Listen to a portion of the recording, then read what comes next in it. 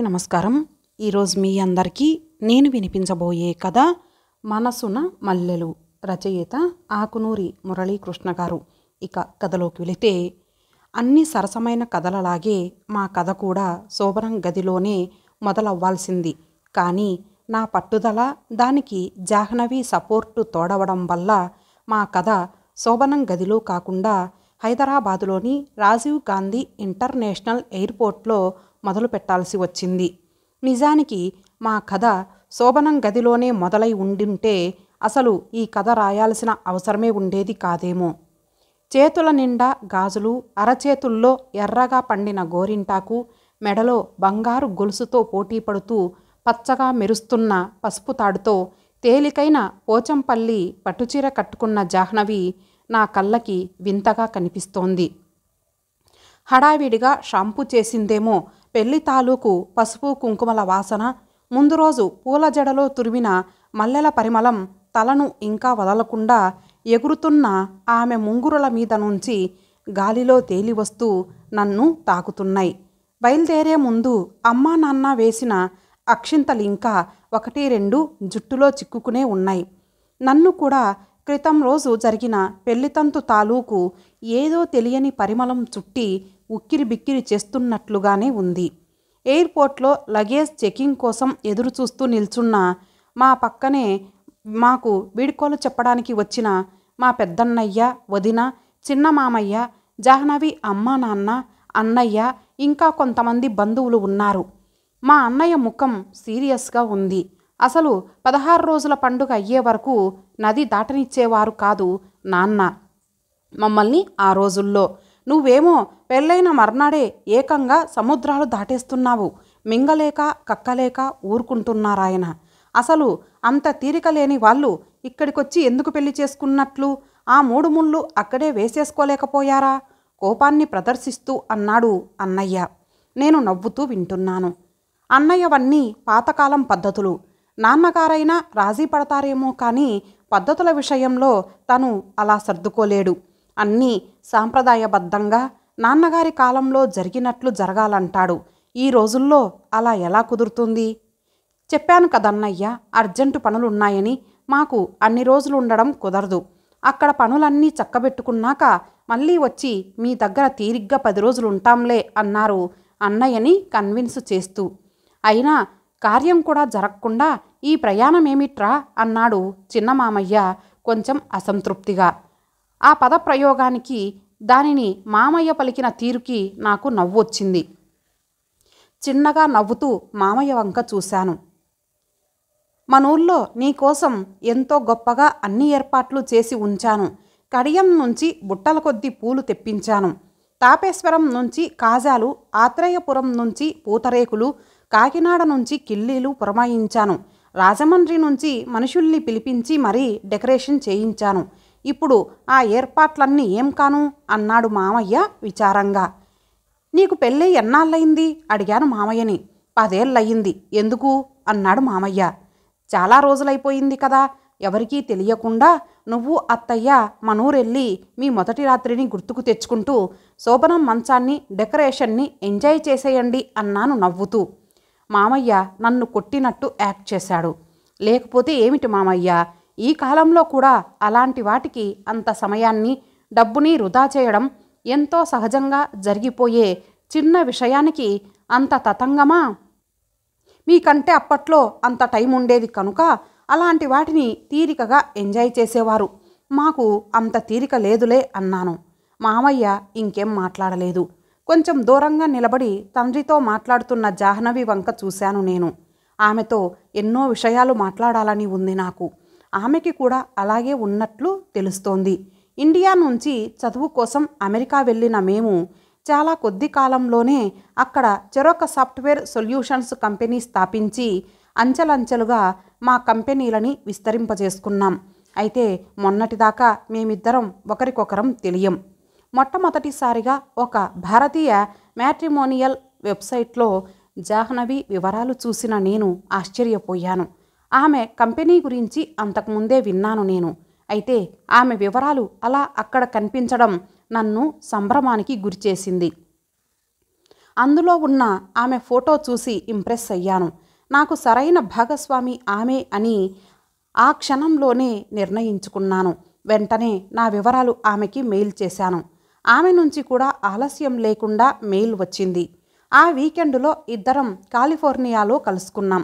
ఒకరికొకరం నచ్చామనుకున్నాక ఇండియాలో ఉంటున్న మా పేరెంట్స్కి కబురు చేశాం. జాహ్నవి తండ్రి వెళ్ళి మా ఇంట్లో మాట్లాడారు. అలా మా వివాహం నిశ్చయమైంది. ముహూర్తం పెట్టి వాళ్ళు మాకు కబురు చేశారు. మధ్యలో మేమిద్దరం 1-2 సార్లు ఫోన్లో మాట్లాడుకున్నాం, మెయిల్స్ చేసుకున్నాం. కానీ కలుసుకోవడం కుదరలేదు. కనీసం పెళ్ళికి వచ్చేటప్పుడైనా ఇద్దరం ఒకే ఫ్లైట్లో ఇండియా వద్దాం అనుకున్నాం. కానీ ఇద్దరి షెడ్యూల్స్ కుదరకపోవడంతో మిస్ అయ్యాం. పెళ్ళికి వారం రోజులు ముందుగానే ఇండియా చేరుకున్న మాకు షాపింగ్, బంధువులని కలుసుకోవడం, చివరి 2 రోజులు హడావిడిగా సాగిన పెళ్లి తంతుతోనే సరిపోయింది. కానీ ఏకాంతంగా మాట్లాడుకోవడానికి కుదరనే లేదు. అంతలోనే మా ఫ్లైట్కి సంబంధించిన ప్రయాణికులకి సెక్యూరిటీ చెక్కి పిలుపు రావడంతో రిలీఫ్గా ఫీల్ అయ్యాం నేను, జాహ్నవి. అందరికీ వీడ్కోలు చెప్పి చెకింగ్ వైపు కదిలాం. అక్కడ లగేజ్ అప్పగించి మిగిలిన ఫార్మాలిటీస్ పూర్తి చేసుకొని మేము ఫ్లైట్లోకి చేరుకొని మా సీట్లలో కూర్చోవడానికి 40 నిమిషాల పైనే పట్టింది. సీట్లో వెనక్కి వాలుతూ నా వైపు చూస్తూ నవ్వింది జాహ్నవి. నేను నవ్వుతూ సీట్లో రిలాక్స్డ్గా కూర్చున్నాను. చాలా అలసిపోయాం కదూ అన్నాను నేను. అవును, ఒక్క రోజులో 10 కాంట్రాక్టులు సంపాదించినప్పుడు కూడా ఇంతగా అలసిపోలేదు అందామే.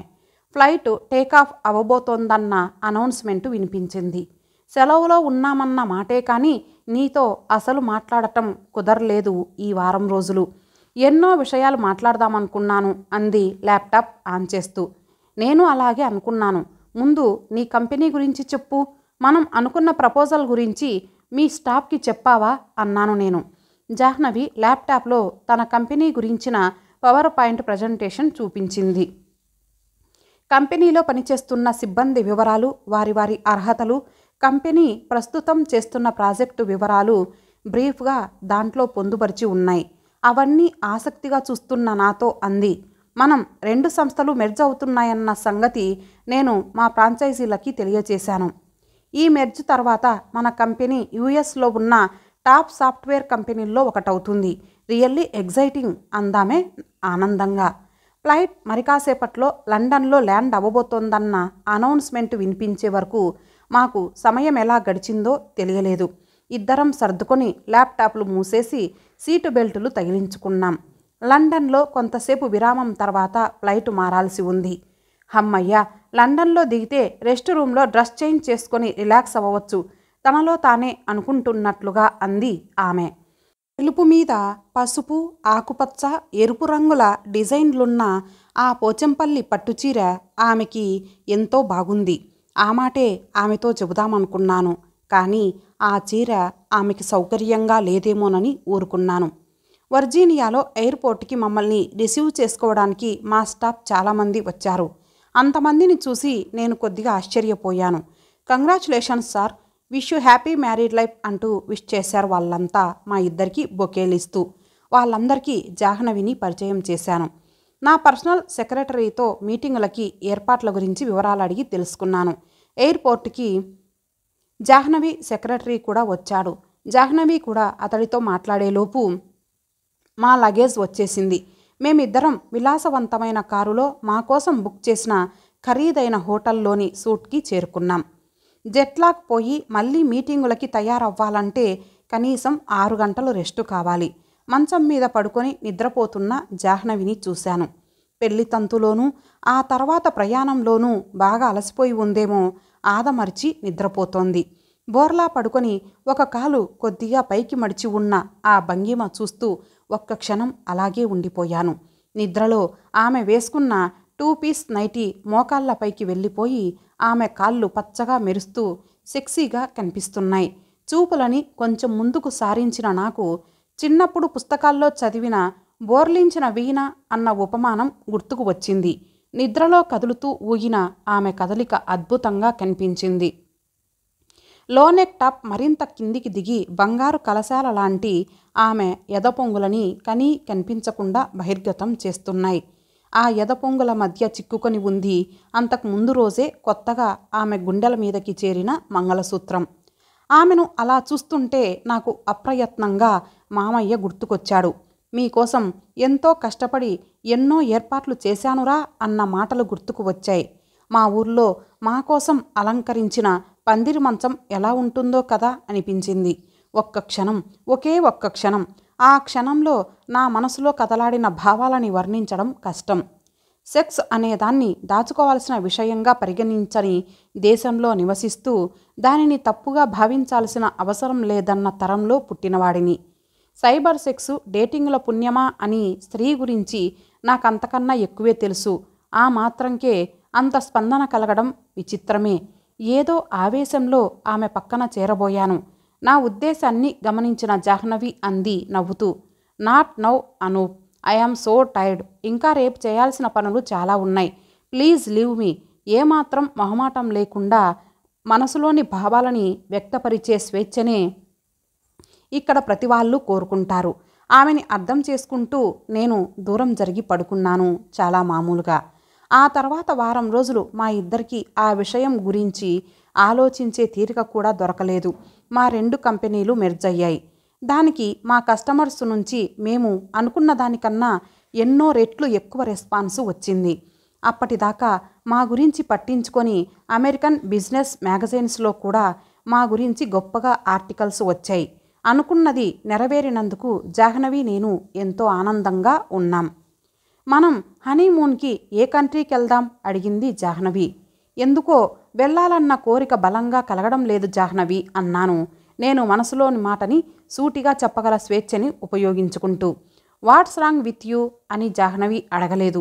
ఆ మాట ఆ లేడీ సైకాలజిస్టు అంది. ఆ రోజు నాలో కలిగిన స్పందన మళ్ళీ కలగలేదు. నేను దానికోసం ఎదురు చూస్తున్నాను అన్నాను. నా వల్ల ఏమైనా తప్పు జరిగితే చెప్పు అనూప్, దిద్దుకుంటాను అంది జాహ్నవి. లేదు జాహ్నవి, నీ వల్లేం జరగలేదు. అసలు నాకు ఆ రోజు నిన్ను చూసినప్పుడు ఆ స్పందన కలిగి ఉండకపోతే ఈ పాటికి అందరిలాగే మనము హనీమూన్ ఎంజాయ్ చేస్తుండేవాళ్ళం. కానీ ఆ స్పందన కలిగింది. అందుకే ఇప్పుడు నాకేదో లోటుగా అనిపిస్తోంది. మనం పొందాల్సిందేదో పొందలేకపోతున్నామని బాధగా అనిపిస్తోంది నాకు అన్నాను. 2 రోజుల తర్వాత మామయ్య దగ్గర నుంచి కబురు వచ్చింది. ఏరా అంతా ఓకేనా అన్నాడు ఎంతో ఆతృతగా. అతను దేని గురించి అడుగుతున్నాడో నాకు అర్థమైంది. మా ఊర్లో శోభనం గదిలోంచి బయటికి రాగానే పెళ్లి కొడుకుని పెద్దవాళ్ళు అడిగే మొదటి మాట అది. అలా అడగడం వాళ్ళ బాధ్యతగా ఫీల్ అవుతారు వాళ్ళు. వాళ్ళ ముఖం కేసి చూడకుండా ఎటో చూస్తూ అడుగుతారు. దానికి పెళ్లి కొడుకు సిగ్గుపడ్డం చూసిన వాళ్ళు సంతృప్తిగా నవ్వుకుంటారు. నేను మామయ్యకి ఏమాత్రం దాచకుండా జరిగినదంతా చెప్పేశాను. పనిలో పనిగా నా సమస్యని ఏమాత్రం పరిష్కరించకపోయినా ఆ లేడీ సైకాలజిస్టుని కసిదీరా తిట్టేశాను కూడా. నీ బాధ శరీరం స్పందించడం లేదని కాదు, నువ్వు స్పందించడం లేదన్న సంగతి అర్థం చేసుకోలేకపోయినావు. మా రోజుల్లో పెళ్లి చూపుల్లో పిల్ల నచ్చిన దగ్గర నుంచి శోభనం గురించే పగలు రాత్రి కలలు కనేవాళ్ళం. కానీ మీరు కంప్యూటర్ స్క్రీన్ మీద ఒకరినొకరు చూసుకున్న దగ్గర నుంచి మీ 2 కంపెనీలు కలిసిపోతే ఎంత బాగుంటుందో అనే కలలు కన్నారు. కానీ మీ కలయిక గురించి అస్సలు ఆలోచించనే లేదు. మీరంతా డాలర్ల మోహానికి, యాంత్రిక సుఖాలకి ఎప్పుడో బానిసలైపోయారు. ఇప్పుడు స్పందన కలగడం లేదంటే ఆశ్చర్యమేముంది? ఇంతకీ మమ్మల్ని ఏం చేయమంటావు? ఎంత పాప్ సంగీతానికి గెంతులు వేసినా మీ మనసులు సేద తీరేది మాత్రం పాత సినిమా పాటలతోనే అన్నారెవరో మీలాంటి వాళ్ళను ఉద్దేశించే. మీరు ఉంటున్నది అమెరికాలో అయినా మీ మూలాలు భారతదేశంలోనే ఉన్నాయి. శుభ్రంగా మీకు నచ్చిన దేశానికి హనీమూన్కు వెళ్ళిరండి. కాకపోతే ఒకటి గుర్తు పెట్టుకోండి, కూడా మీ ల్యాప్టాప్లని తీసుకెళ్ళకండి. కంపెనీ విషయాలు తప్ప మిగిలిన విషయాలన్నీ మాట్లాడుకోండి. దగ్గరగా ఉండండి తప్ప సెక్స్ గురించి ఆలోచించకండి. వయసులో ఉన్న మీకు ఆ మాత్రం రిలాక్సేషన్ చాలు. మీరు అనుకున్న స్పందన కలుగుతుంది. మామయ్య చెబుతున్నదేదో నాకు కొంచెం అర్థమవుతున్నట్లుగానే ఉంది. నేను జాహ్నవి సెలవు పెట్టి ప్యారిస్ బయలుదేరాం. నేను జాహ్నవి ఇబ్బంది గురించి ఆలోచించకుండా పెళ్లినాటి పోచంపల్లి చీర కట్టుకోమని కోరాను. జాహ్నవి ఆనందంగా కట్టుకొని తీరికగా అరగంట పాటు అలంకరించుకుంది. ఫ్లైట్లో చాలా కాలం తర్వాత కిటికీలోంచి బయట కదులుతున్న మబ్బులని ఆసక్తిగా చూశాం ఇద్దరం. ఆమె నా భుజం మీద వాలి నిద్రపోతే నేను ఆమె భుజం చుట్టూ చెయ్యి వేశాను. అమాయకంగా నిద్రపోతున్న ఆమెని చూస్తుంటే మళ్ళీ నాలో, ఏరా అంతా ఓకేనా? ప్యారిస్ వెళ్ళిన వారం రోజులకి మామయ్య ఫోన్ చేశాడు. డబుల్ ఓకేనే, కానీ ఇంకో కోరిక మిగిలిపోయింది. ఏమిటది? మన ఊర్లో మేడమీది గదిలో పందిరి మంచం మీద ఒక రాత్రి గడపాలని. మేము ఇండియా వస్తున్నాం, కానీ కడియం నుంచి మల్లెపూలు, ఆత్రేయపురం నుంచి పూతరేకులు, కాకినాడ నుంచి కిల్లీలు, నువ్వు ఆ ఏర్పాట్లు చూడు అన్నాను నవ్వుతూ. ఇంతటితో ఈ కథ సమాప్తం. మరలా మరొక మంచి కథతో కలుద్దాం. అంతవరకు సెలవు. నమస్తే.